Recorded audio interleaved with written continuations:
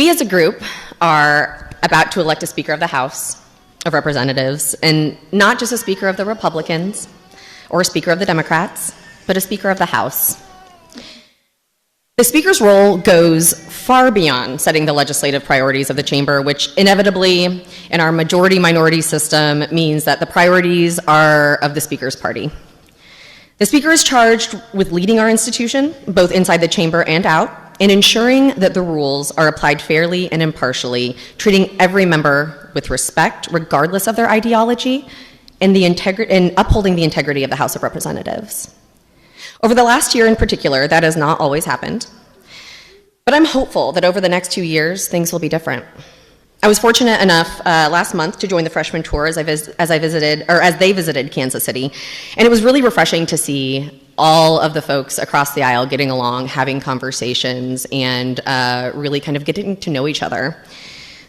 Building relationships without regard for party, that's huge. As a part of the pandemic class of 2020, I was not afforded that opportunity until we had already completed our first session, which means that by the time we got to our freshman tour, we had already self-segregated into our corners.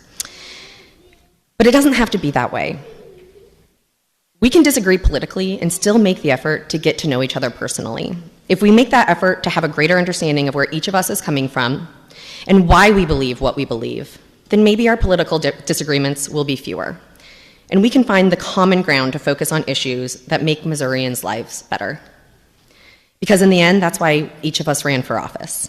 We wanted to build our communities and our state, not to tear people down who might be a little different. The best thing we can do with our short time here is to make life easier for our constituents. To achieve that, we've got to focus on kitchen table issues, like healthcare access, affordable childcare, bolstering economic opportunity for all Missourians, and guaranteeing a fair and effective criminal justice system. And we've got to spend less time worrying about telling a small group of people how to live their lives.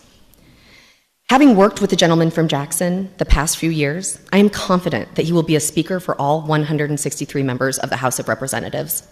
And even as he advances the agenda of his party, including things at his side of the room and the Missourians, or this side of the room and the Missourians that we represent will strenuously oppose, I know he will lead this chamber with integrity and a dedication to fairness and a respect for our institution and all of its members.